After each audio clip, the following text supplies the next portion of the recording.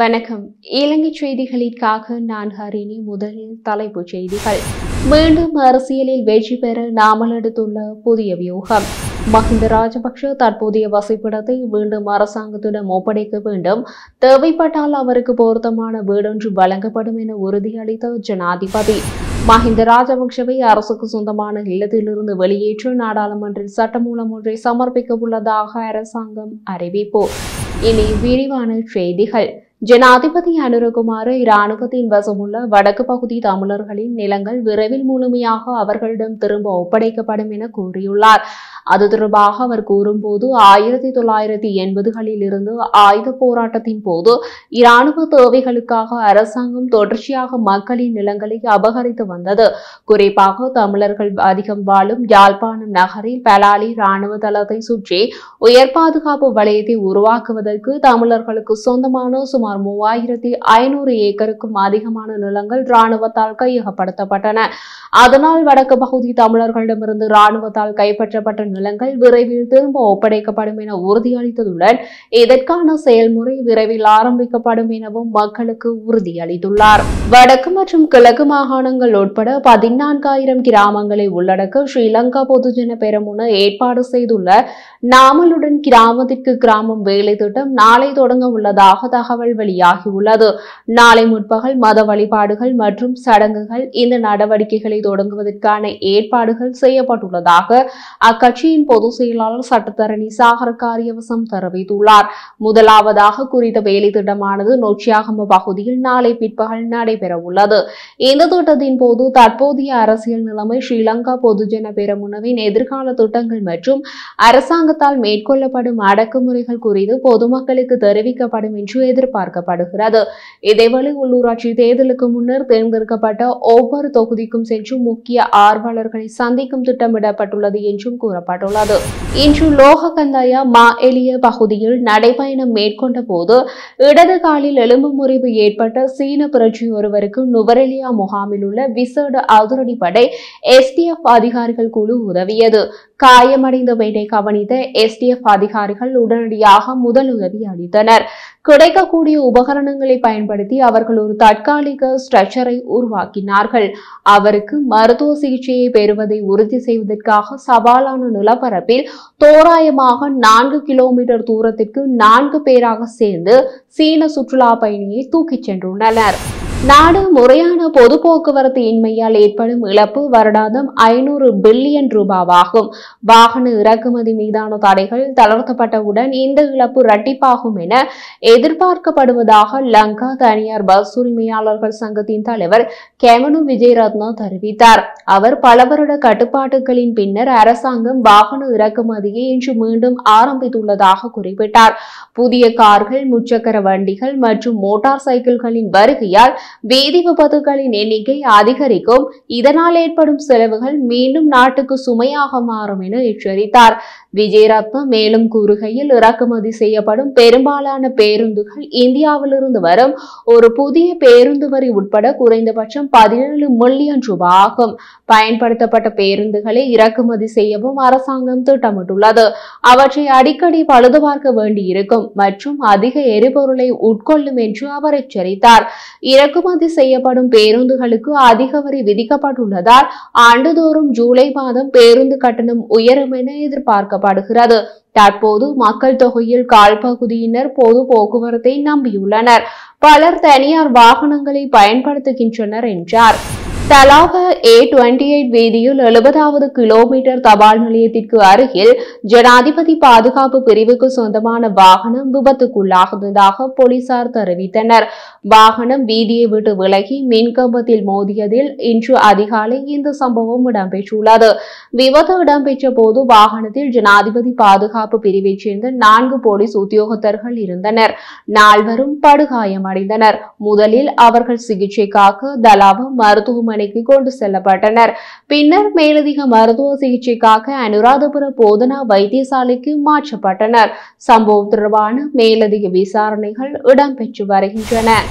முன்னாள் ஜனாதிபதி மஹிந்த ராஜபக்ஷ தற்போதைய வசிப்பிடத்தை மீண்டும் அரசாங்கத்திடம் ஒப்படைக்க வேண்டும் என தெரிவித்த ஜனாதிபதி அனுரகுமார தேவைப்பட்டால் அவருக்கு பொருத்தமான வீடொன்று வழங்கப்படும் என உறுதியளித்துள்ளார்.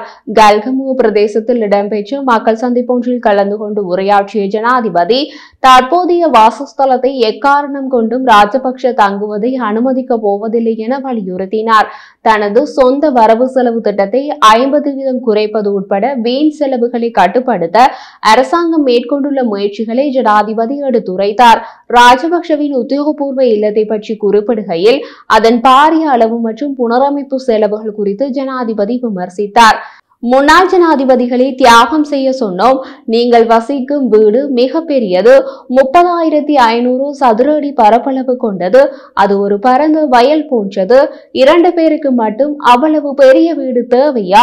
கடந்த காலங்களில் அந்த வீட்டின் புனரமைப்புக்காக 4,70,000 மில்லியன் ரூபாய் செலவிடப்பட்டது. இது மிகவும் பெரியது, மிகவும் விலை உயர்ந்தது என்று நாங்கள் கூறினோம்.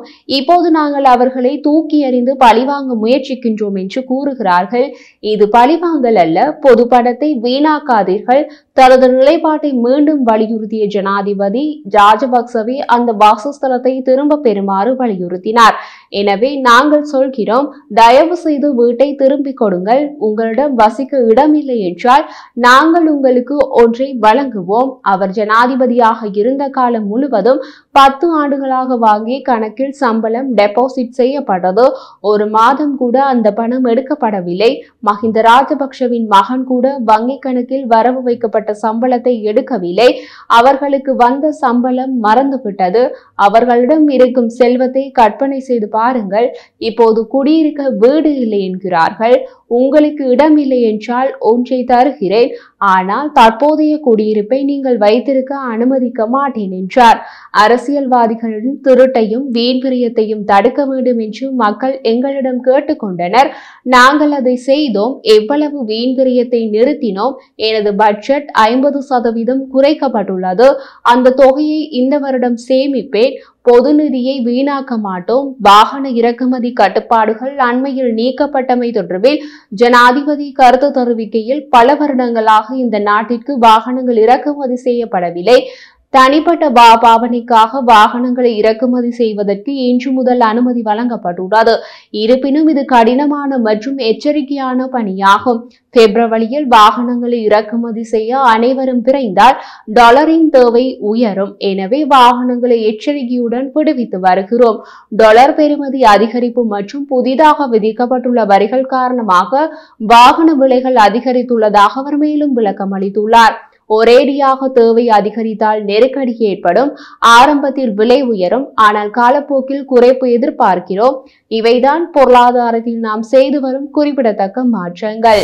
கட்பெட்டி போலீசார் சட்டவிரோதமாக இறக்குமதி செய்யப்பட்ட இஞ்சி தொகையுடன் 4 சந்தேக நபர்கள் கைது செய்யப்பட்டுள்ளனர் என்று அறிவித்துள்ளார்.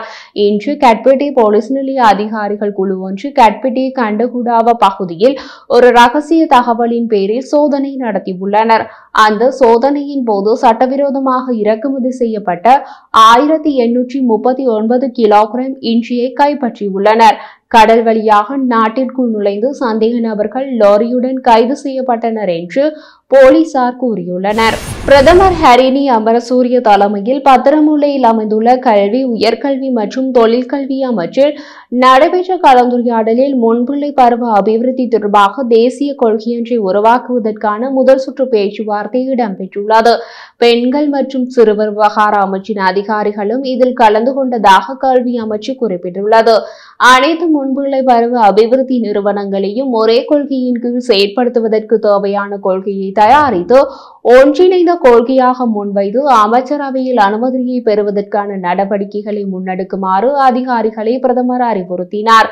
அடுத்த வருடத்தில் 1, 6 மற்றும் 10ஆம் தரங்களுக்காக புதிய கல்வி மறுசீரமைப்பை ஆரம்பிக்கும் சந்தர்ப்பத்தில் இந்த முன்பிள்ளை பருவ அபிவிருத்தி தொடர்பான தேசிய கொள்கையை அறிமுகப்படுத்துவதற்கு எதிர்பார்ப்பதாகவும் பிரதமர் ஹரினி அமரசூரிய தெரிவித்துள்ளார். முன்னாள் ஜனாதிபதி மஹிந்த ராஜபக்ஷவை அவர் வசிக்கும் அரசுக்கு சொந்தமான இல்லத்திலிருந்து வெளியேற்றுவதற்கு நாடாளுமன்றில் சட்டமூலம் ஒன்றை சமர்ப்பிக்க அரசாங்கம் தயாராகியுள்ளதாக தெரிவிக்கப்படுகிறது. பொது பாதுகாப்பு மற்றும் நாடாளுமன்ற விவகார பிரதி அமைச்சர் சட்டத்தரணி சுனில் வட்டகல இந்த விடயத்தை தெரிவித்துள்ளார். கடந்த சில நாட்களாகவே முன்னாள் ஜனாதிபதி மஹிந்த ராஜபக்ஷவின் விஜயராம உத்தியோகபூர்வ இல்லம் தொடர்பில் அரசியல் வட்டாரங்களில் பரவலாக பேசப்பட்டு வருகிறது. ஜனாதிபதி அனுரகுமார மஹிந்த ராஜபக்ஷ தங்கியிருக்கும் விஜயராம இல்லத்துக்கு மாதம் ஒன்றுக்கு 4.6 மில்லியன் ரூபாய் வாடகையை செலுத்த வேண்டும், இல்லை என்றால் அதனை விட்டு வெளியேறுமாறு அறிவித்ததை அண்மையில் அறிவித்திருந்தார். அதனைத் தொடர்ந்து மஹிந்த தரப்புகளில் இருந்து அரசாங்கத்திற்கு கடும் எதிர்ப்புகள் எழுந்ததுடன் இது தேசிய மக்கள் சக்தியின் அரசியல் பழிவாங்கல் செயற்பாடு என்றும் குற்றச்சாட்டுகள் எழுந்திருந்தன. அதோடு விஜயராம உத்தியோகபூர்வ இல்லத்தை விட்டு வெளியேறுமாறு அரசாங்கம் கடிதம் மூலம் அறிவித்தால் தாங்கள் வெளியேற தயாராக இருப்பதாக மஹிந்த ராஜபக்ஷ தெரிவித்திருந்தார். இந்த நிலையில் வீட்டை விட்டு வெளியேற கடிதம் மூலம் அறிவிக்க முடியாது என்றும் பதிலாக நாடாளுமன்றில் சட்டமூலம் ஒன்றை சமர்ப்பிக்க இருப்பதாகவும் பொது பாதுகாப்பு மற்றும் நாடாளுமன்ற விவகார பிரதி அமைச்சர் சட்டத்தரணி சுனில் வட்டகல அறிவித்துள்ளார்.